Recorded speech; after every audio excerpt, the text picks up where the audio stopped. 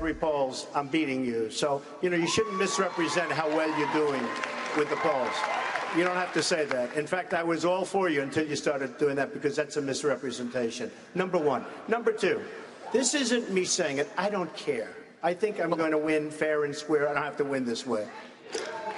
Thank you. Lawrence Tribe and numerous from Harvard, said that there is a serious question as to whether or not Ted can do this, okay?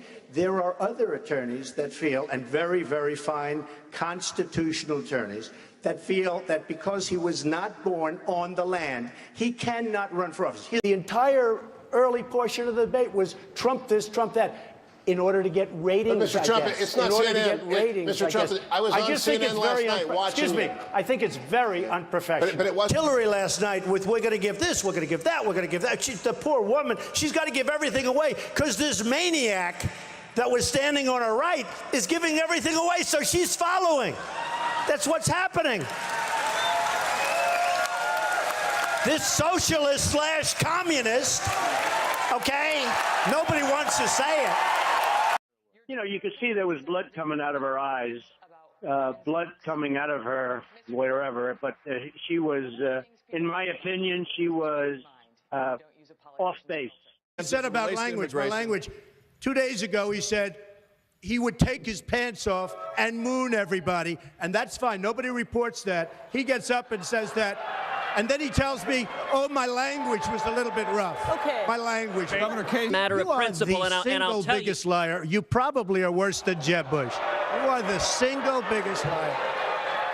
all right. This guy lied. Let me just tell you, this guy lied about Ben Carson when he took votes away from Ben Carson in Iowa. And he just continues. And today, we had robocalls saying Donald Trump is not going to run in South Carolina, where I'm leading by a lot. I'm not going to run. Vote for Ted Cruz. This is the same thing he did to Ben Carson. This guy will say anything. Nasty guy. Well, let me just, he wants to be a tough guy. A lot of times, you'll have, and it doesn't work very well with How tough is it to take property from an elderly woman? Let me talk. Quiet. How tough is it? A lot of times, that's all of his donors and special interests out there. Well, I'm very glad that Ted mentioned Arizona, because probably the toughest man on borders is Sheriff Joe Arpaio. And 2 days ago, he totally endorsed me. So thank you. Well, I also happen to call him a lightweight, okay? And I have said that. So I would like to take that back. He's really not that much of a lightweight. And as far as, and I have to say this, he hit my hands. Nobody has ever hit my hands. I've never heard of this one. Look at those hands. Are they small hands? And he referred to my hands. If they're small, something else must be small. I guarantee you there's no problem. I guarantee it. Well, first of all, self-deportation is people are going to leave as soon as they see others going out. If you look at Dwight Eisenhower in the 1950s, they started moving people out and the rest of them left. Self-deportation, as I really define it, and that's the way I define it, is you're going to get some to go and the rest are going to go out. As far as the people that I've hired in various parts of Florida during the absolute prime season, like Palm Beach and other locations, you could not get help. It's the up season. People didn't want to have part-time jobs. They were part-time jobs, very seasonal, 90-day jobs, 120-day jobs, and you couldn't get. Everybody agrees with me on that. I've heard Ted say that over and over again on television, that he's the only one that can beat me. Just for the record, I've won 10. He's won 3 or 4. Last week, in fact, on Tuesday, I was 500,000 votes higher than him. I was 1 million votes higher than Marco. 1 million votes. That's a lot of votes. This little guy has lied so much about my record. Here we go. The person. He has lied so much about my record. Mr. Rubio, Senator Rubio, why don't you let him? And I will tell you this. First of all, I got a call from my sister and brother tonight And they said, we had no idea Dad gave you $200 million. Believe me, I started off with $1 million. I built a company that's worth more than $10 billion. And I say it not in a bragging way, but that's the kind of thinking we need. Very low debt, tremendous cash flow. My financials they're all in there with the federal elections. You've seen them. Everybody's seen them. I say it only because that's the kind of thinking this country needs with $19 trillion in debt. Believe me. He is lying, Ted. You know, I came up with the idea, but you have to spell it right. It's L-Y-I-N apostrophe, Lion Ted. The Bible held high. He puts it down and then he lies. I never attacked him on his look, and believe me, there's plenty of subject matter right there. Not reported on the financials. What the financials don't show also is your tax rate. They don't show whether you paid a low tax rate or no tax rate. I fight very hard to pay as little tax as possible, and I've said that for the last 2 years. I fight very hard because this country wastes our money. They take our tax money and they throw it down the drain. They spend $4 trillion in the Middle East, and we can't fix a road or a bridge. And I fight very hard. I consider it an expense because, frankly, our country doesn't know what they're doing with our money or our tax money, and that's part of the problem. So I fight very hard to pay as little tax as possible. What is your tax rate? It's none of your business. You'll see it when I release. But it was not me on the phone, and it doesn't sound like me on the phone, I will tell you that, and it was not me on the phone.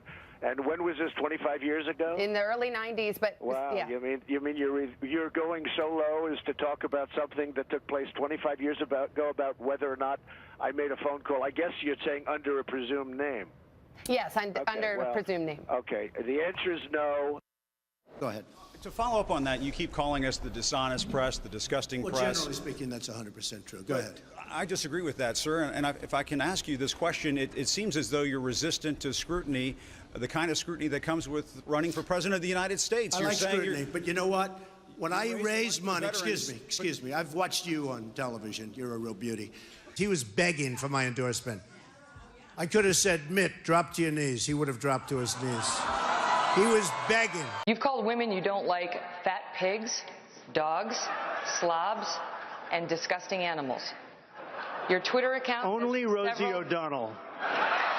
And if we nominate someone who agreed with John Kerry, Barack Obama, and Hillary Clinton on foreign policy, we're not in a strong position to win. Here's what you didn't hear in that answer, and this is important, guys. This is an important thing. What is your plan? I understand the lines around the state, whatever that means. This is not a game where you draw maps around. And you don't know what it means. What is your plan? That's the problem. What is your plan on health care? You don't have a matter of principle, and I'll tell you. You are the single biggest liar. You probably are worse than Jeb Bush. You are the single biggest liar. NBC Wall Street Journal just came out with a poll. Headline, Trump way up, Cruz going down. I mean, so you can't, they don't like the Wall Street Journal, they don't like NBC, but I like the poll. And frankly, it just came out. And in Iowa now, as you know, Ted, in the last 3 polls, I'm beating you. So, you shouldn't misrepresent how well you're doing with the polls. You don't have to say that. In fact, I was all for you until you started doing that because that's a misrepresentation. Number one. Number two, this isn't me saying it. I don't care. I think I'm going to win fair and square. I don't have to win this way.